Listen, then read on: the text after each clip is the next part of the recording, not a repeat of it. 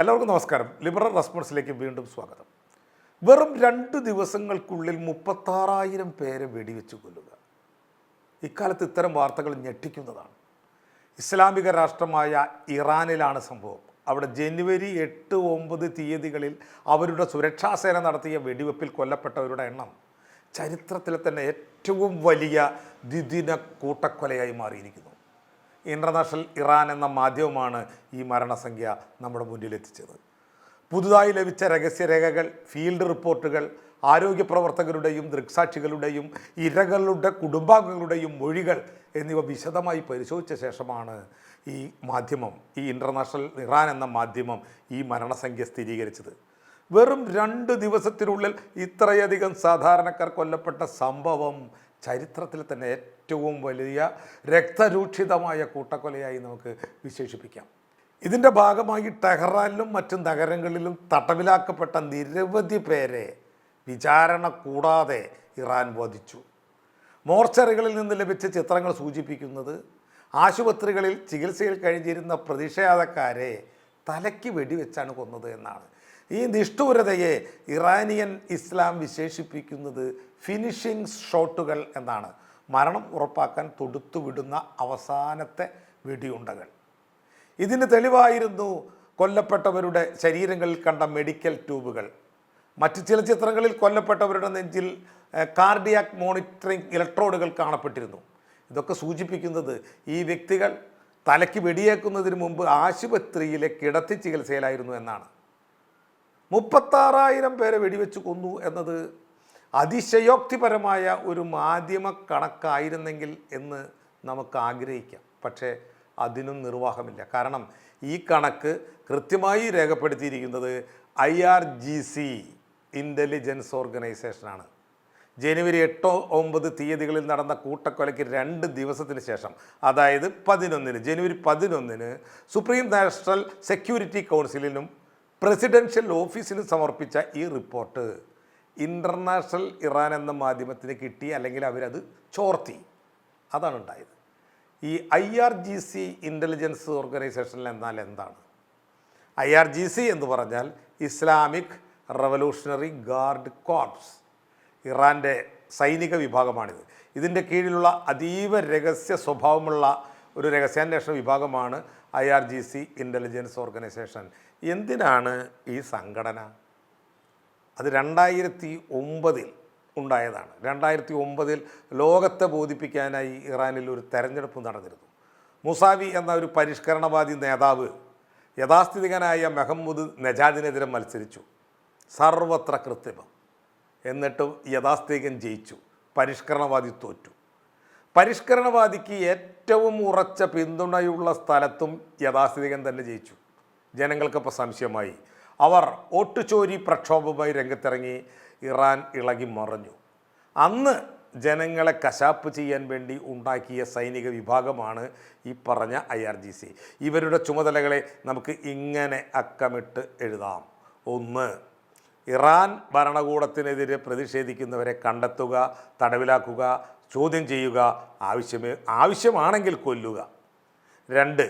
വിദേശ രാജ്യങ്ങൾ ഇറാനിൽ നടത്തുന്ന ചാരപ്രവർത്തനങ്ങളെ നേരിടുക. 3. ഇറാൻ്റെ താൽപ്പര്യങ്ങൾ സംരക്ഷിക്കുന്നതിനായി മറ്റ് രാജ്യങ്ങളിൽ രഹസ്യ ഓപ്പറേഷനുകൾ നടത്തുക. 4. ഇൻ്റർനെറ്റിലൂടെയുള്ള പ്രതിഷേധങ്ങളെയും വിവര കൈമാറ്റങ്ങളെയും നിരീക്ഷിക്കുകയും അതിന് തടയിടുകയും ചെയ്യുക. ഇറാന് ഇത് മാത്രമല്ല, ഔദ്യോഗികമായി തന്നെ ഒരു ഇൻ്റലിജൻസ് മന്ത്രാലയമുണ്ട്. എന്നാൽ അതുമായി ഈ ഗ്രൂപ്പിന്, ഈ IRGCക്ക് ബന്ധമില്ല. ഔദ്യോഗികത്തിന് സമാന്തരമായി ഒരു കശാപ്പ് ഗ്രൂപ്പായാണ് ഇവർ പ്രവർത്തിക്കുന്നത്. ഇറാൻ്റെ പരമോന്നത നേതാവായ അലി ഖമാനിയോട് മാത്രമാണ് ഈ വിഭാഗം നേരിട്ട് മറുപടി പറയേണ്ടത്. അതിനാൽ അവർക്ക് വലിയ അധികാരങ്ങളാണ് ഇവിടെ. ഇറാൻ്റെ നിലവിലെ ഭരണകൂടത്തിൻ്റെ നിലനിൽപ്പിന് വേണ്ടിയുള്ള ഏറ്റവും പ്രധാനപ്പെട്ടതും ഭയാനകവുമായ ഒരു സുരക്ഷാ കവചമാണ് IRGC ഇൻ്റലിജൻസ് ഓർഗനൈസേഷൻ. എന്തുകൊണ്ടാണ് മരണസംഖ്യ 36,000 പോലെ ഇത്രയധികം ഉയർന്നത്? സാധാരണ പ്രതിഷേധങ്ങളിൽ നിന്ന് വ്യത്യസ്തമായിരുന്നു ഇത്. എന്തുകൊണ്ടെന്നാൽ ഇത്തവണ ഭരണകൂടം ഷൂട്ട് ടു കിൽ എന്ന നയമാണ് സ്വീകരിച്ചത്. ഫിനിഷിംഗ് ഷോട്ടുകൾ കൊണ്ട് ആശുപത്രിയിൽ ചികിത്സയിൽ കഴിയുന്നവരെ പോലും വെടിവെച്ച് കൊന്നത് അതുകൊണ്ടാണ്. AK-47 പോലുള്ള യന്ത്രത്തോക്കുകളാണ് ഇപ്രാവശ്യം ഉപയോഗപ്പെടുത്തിയത്. ഇത് നേരിട്ട് നിന്ന് പ്രയോഗിക്കുകയായിരുന്നെങ്കിൽ പോലും മരണസംഖ്യ കുറയുമായിരുന്നു, കാരണം ആളുകൾക്ക് ഓടി രക്ഷപ്പെടാമായിരുന്നല്ലോ. എന്നാൽ ഓടുന്ന ജനക്കൂട്ടത്തിന് നേരെ ഹെലികോപ്റ്ററുകളിൽ നിന്നും ടാങ്ക് പോലുള്ള കവചിത വാഹനങ്ങളിൽ നിന്നും യന്ത്രത്തോക്കുകൾ ഉപയോഗിച്ച് ഇവർ വെടിയുതിർക്കുകയായിരുന്നു. ആരെയും വിട്ടില്ല.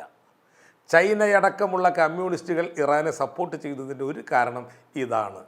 അവർ ടിയാനൻമെൻ സ്ക്വയറിൽ വിദ്യാർത്ഥികൾക്ക് മേൽ കയറ്റിയ പോലുള്ള ടാങ്കറുകൾ തന്നെയാണ് ഇറാനിലും ഉരുണ്ടത്.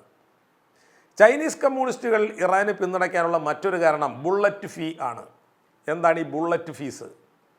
കൊല്ലപ്പെട്ടവരുടെ മൃതദേഹങ്ങൾ വിട്ടുകിട്ടുന്നതിനായി പല നഗരങ്ങളിലും ദുഃഖിതരായ കുടുംബാംഗങ്ങളിൽ നിന്ന് ഇറാൻ സർക്കാർ ഈടാക്കിയ ഫീസാണ് ബുള്ളറ്റ് ഫീസ്. അതായത് വെടിയുണ്ടയ്ക്കുള്ള പണം. ഒരാളെ കൊല്ലാൻ ഉപയോഗിച്ച വെടിയുണ്ടയുടെ പണം അയാളുടെ കുടുംബം തന്നെ അടയ്ക്കണം എന്ന വിചിത്രവും ദയാരഹിതവുമായ നിബന്ധനയാണിത്. പ്രിയപ്പെട്ടവരുടെ മൃതദേഹം പോസ്റ്റ്മോർട്ടത്തിന് ശേഷം ഏറ്റുവാങ്ങണമെങ്കിൽ ഈ തുക അടയ്ക്കണമെന്ന് അധികൃതർ നിർബന്ധിക്കുന്നു. ഇത് വലിയൊരു തുകയാണ്. മരണം നൽകുന്ന വേദനയ്ക്ക് പുറമെ കുടുംബങ്ങളെ സാമ്പത്തികമായും മാനസികമായും തകർക്കുക എന്ന ലക്ഷ്യം കൂടി ഇത്തരം നടപടികൾക്ക് പിന്നിലുണ്ട്. ഈ ദയാരഹിതമായ ശിക്ഷയും ആദ്യമായി നടപ്പാക്കിയത് കമ്മ്യൂണിസ്റ്റുകൾ തന്നെയാണ്. ചൈനയിലെ കമ്മ്യൂണിസ്റ്റ് ഭരണാധികാരിയായിരുന്ന മാവോ സേതൂങ്ങിൻ്റെ കാലഘട്ടത്തിലാണ് ഈ ക്രൂരമായ ശിക്ഷാ നടപടി നടപ്പാക്കിയിരുന്നത്. ഇറാനിൽ ഇപ്പോൾ നടക്കുന്ന ബുള്ളറ്റ് ഫീസുമായി കമ്മ്യൂണിസ്റ്റുകളുടെ ബുള്ളറ്റ് ഫീസിന് ചെറിയ ഒരു വ്യത്യാസമൊക്കെയുണ്ട്. ചൈനയിൽ ഭരണകൂടം വധശിക്ഷയ്ക്ക് വിധിച്ച വ്യക്തിയെ വെടിവെച്ച് കൊല്ലും.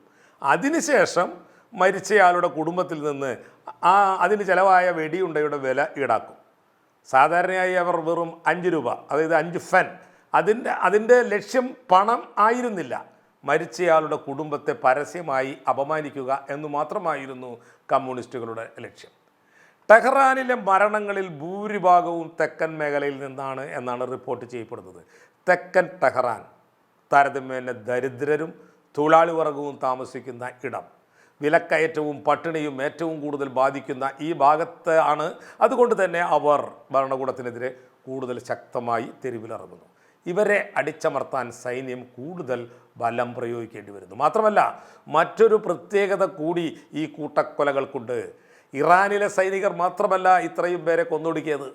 സ്വന്തം നാട്ടുകാരെ കൊല്ലാൻ വേണ്ടി അന്യരാജ്യങ്ങളിലെ ഇസ്ലാമിസ്റ്റ് സൈന്യത്തെ കൂടി ഇറാൻ ഇറക്കുമതി ചെയ്തു. ഇറാഖിലെ സൈന്യം, സിറിയയിലെ ഖാഷിസ് അൽ ഷാബിയുടെ അവരുടെ സൈന്യങ്ങൾ എല്ലാവരും കൂടി ഒത്തുചേർന്ന് പിടിച്ചപ്പോഴാണ് മരണസംഖ്യ ഇത്രയും ഉയർന്നത്. എന്തുകൊണ്ടാണ് വിദേശ സൈന്യങ്ങളെ കൊണ്ടുവന്നത്? സ്വന്തം രാജ്യത്തെ ജനങ്ങളെ വെടിവെക്കാൻ ഇറാൻ സൈനികർ വിമുഖത കാണിച്ചേക്കാമെന്ന് ഭയന്നാണ് ഭാഷയോ വൈകാരികമായ ബന്ധമോ ഇല്ലാത്ത വിദേശ സായുധ സംഘങ്ങളെ ഈ പ്രതിഷേധം അടിച്ചമർത്താൻ ഇറാൻ ഉപയോഗിക്കുന്നത്. ഇറാൻ ഇപ്പോൾ പൂർണ്ണമായും ഇൻ്റർനെറ്റ് നിരോധത്തിലാണ്. ലോകം ഈ ക്രൂരതകൾ അറിയാതിരിക്കാനാണ് ഭരണകൂടം ഇങ്ങനെ ചെയ്തത്.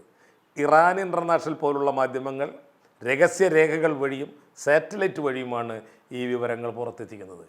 അപ്പോൾ ഇനി എന്താണ് ഇറാൻ്റെ ഏക പ്രതീക്ഷ? ഒരു ഉദാഹരണം പറയാം. ഒരു നഗരവീതിയിലിട്ട് നമ്മളെ പോലീസ് അന്യായമായി തല്ലിയാൽ നമ്മുടെ കൂടെയുള്ള മാന്യന്മാർ വരെ പേടിച്ച് പിന്മാറും. എന്നാൽ അവിടെയുള്ള ഒരു കവലച്ചട്ടമ്പി ചിലപ്പോൾ അതിൽ ഇടപെട്ട് ഇങ്ങനെ ചോദിച്ചേക്കാം, എന്തിനാ സാറേ ഈ പാവത്തിനെ തല്ലുന്നേ? ഇറാനിൽ നടക്കുന്ന മനുഷ്യത്വരഹിതമായ കൂട്ടക്കൊലയിൽ നിശബ്ദരായി മാന്യന്മാരായ രാഷ്ട്രങ്ങൾ മാറി നിൽക്കുമ്പോൾ അമേരിക്ക എന്ന ചട്ടമ്പി ഒരുപക്ഷെ ഇടപെട്ടേക്കാം.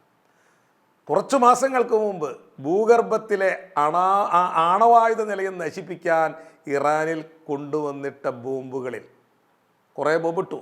അതിൽ വീര്യം കുറഞ്ഞ ഒരെണ്ണം ആ ഖൊമാനി എന്ന കാലമാടൻ്റെ തലയിൽ അന്ന് ആ ചട്ടമ്പി ഇട്ടിരുന്നെങ്കിൽ 36,000 പേരുടെ ജീവൻ രക്ഷപ്പെടുമായിരുന്നു. അതുകൊണ്ട് ട്രംപേ ഇനിയും വൈകിയിട്ടില്ല. ബോംബ് വീഴാൻ പാകത്തിൽ അവൻ്റെ തല അവിടെ തന്നെയുണ്ട്. നിൻ്റെ ചട്ടമ്പിത്തരത്തിനായി കാത്തിരിക്കുന്നു. നന്ദി, നമസ്കാരം.